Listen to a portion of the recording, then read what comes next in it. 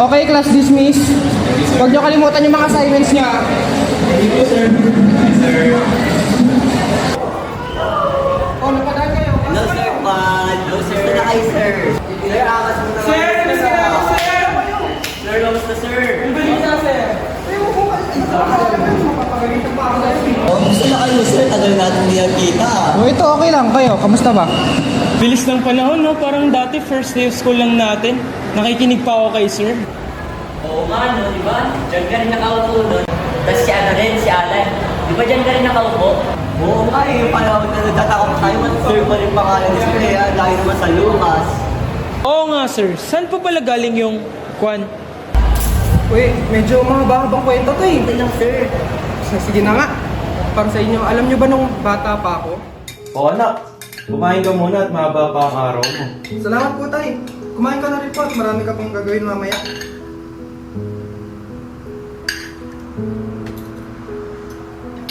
Masarap naman ito, tay. Parang luto lang ni mama. Oh, huwag ka na malungkot. Nasaan man sila, eh tiyak na masaya yun. Dahil napakabait mong bata. Eh kahit ako, wala na ako yung ibang mahihiling pa eh. Ang bait mo, ang sipag mo, ang talino mo pa. Akalain mo, nagagawa mo pa rin mga kuha ng mataas na marka. Salamat po, tay. Kayo talaga. Lakas niyo mambola. O siya, tay. Ako na po dyan. Ako na rin po maghahanda ng baon natin. Kumain na po kayo. O sige, dahan-dahan ka dyan ha. O ano yun? Dahan-dahan ka ha. Pilipos ng ilang taon. Lumala ang kubo ni tatay. Tay, uminom na kayo ng gamot niya, tay. Ayoko. Bilis na, tay. Para sa Ayoko, papatayin mo ko eh. Ayoko. Ikagagaling mo rin to. Kulit mo naman.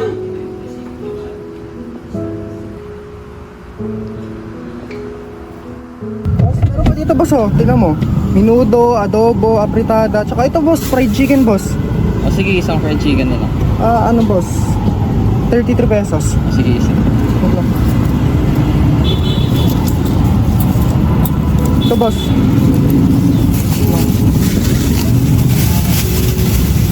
Ito, boss. Dahil dito, kailangan ko magtrabaho para makatulong kahit pa paano sa gastusin sa bahay at sa gamutan ni tatay. Pagkatapos ng klase, diretso agad ako sa lansangan para magbenta. Minsan, pati sa loob ng school nagbibenta rin ako. Grabe ang pagod, pero iniisip ko na lang para kay tatay naman yun. Oh, ba't ngayon ka lang? Anong oras na? Ising pa po pala kayo, tay. Pasensya na. Nahuli na ako ng uwi. Mahina kasi yung benta eh. Nagpatipat pa ako pero wala talaga masyadong bumibili. Oh, diyan ka na pala. Luluto lang ako, tay. Sige, bilisan mo. Nagugutom na ako.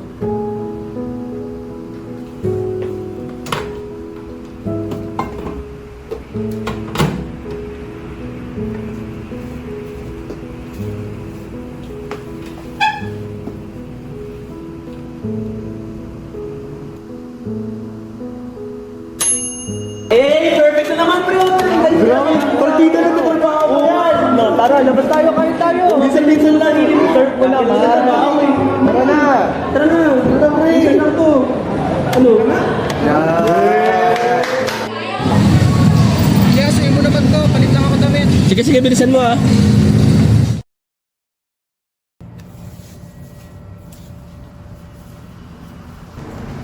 Oh, tay! Tay naman eh. Anong ginagawa mo dyan? Meron, one time. Umuwi ako ng bahay galing party. Sobrang panghinang bahay. Namura ko si tatay. Birthday ko pa naman nun. Kinabukasan.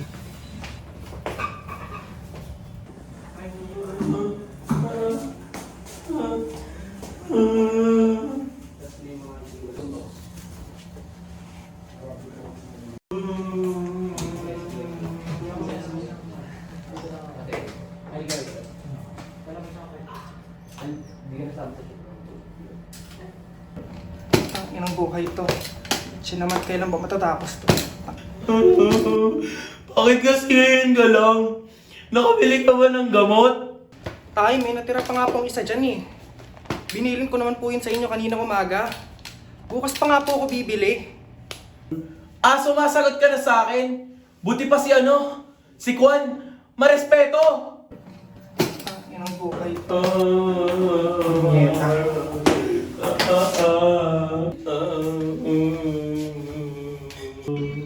Pero syempre, tao lang din ako. May mga araw na napupuno ako. At pagsasalitaan ko ng di maganda si tatay.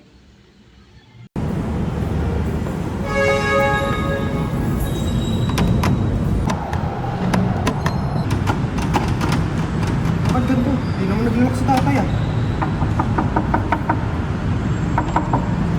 Oh, kaibigan ka siguro niya ni Kwan. Tsaka muna, umupo ka muna. May handa ako dyan. Ang tagal-tagal kasi ni Kwan, kanina pa ako naghihintay. Tsaka muna ha. Sino ba si Kwan? Si Kwan. Lagi nga akong inaalala nun eh. Si Kwan, napakabait nun. Lagi nga ako nun binibigyan ng gamot. Tapos papainumin niya ako sa tamang oras. Tapos, pinagluluto ako ni Kwan palagi. Ato, pagpasensyaan mo na si Kwan na. Kanina pa natin hinihintay. Ang tagal-tagal niya eh. Kumain ka muna, habang hinihintay natin si Kwan. CR lang po muna ako. Sige, bilisan mo.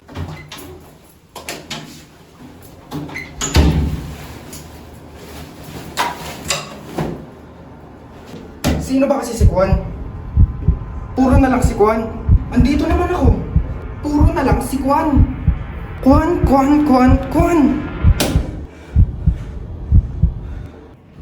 Oh, Kwan, andiyan ka na pala. Ako tay, gabi na po. Pahinga na po kayo.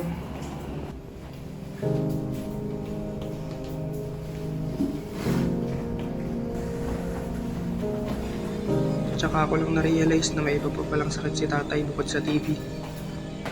Nagalit ako sa sarili ko.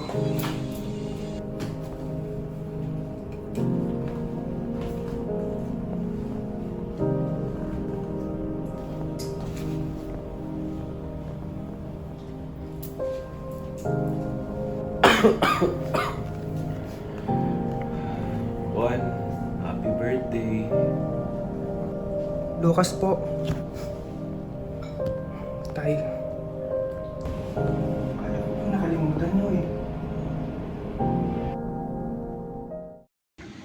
Simula noon, nag-iba na ang pananaw ko sa bawat araw.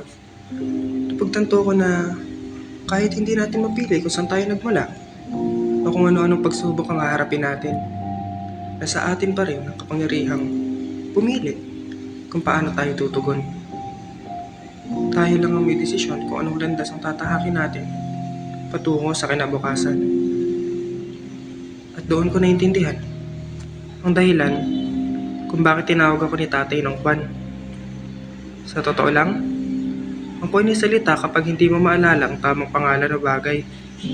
Isang puwang, isang saglit na pagkalito, isang pahapyaw ng pagtukoy kapag may lumalabo, isang paalala na kahit malabo minsan ang mundo, lalo na para sa kanya, kaya pa rin nating bigyan ng kahulugan ang mga bagay.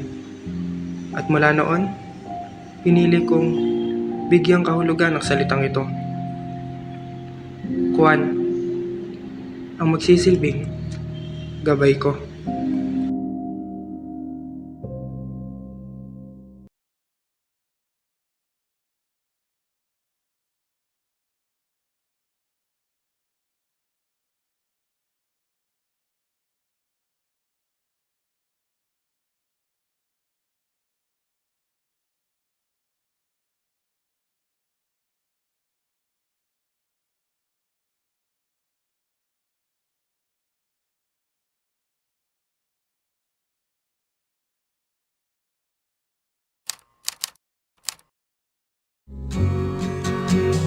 Salamat tay. Kayo talaga. It's not time to make a change. Just relax, take it easy. You're still young, that's your fault. There's so much you have to know. Find a girl, settle down, If you want, you can marry. Look at me. I am old, but I'm happy. I was once like you are now, and I know that it's not easy to be calm when you found something going on. Take your time, think a lot. I think of everything you've got.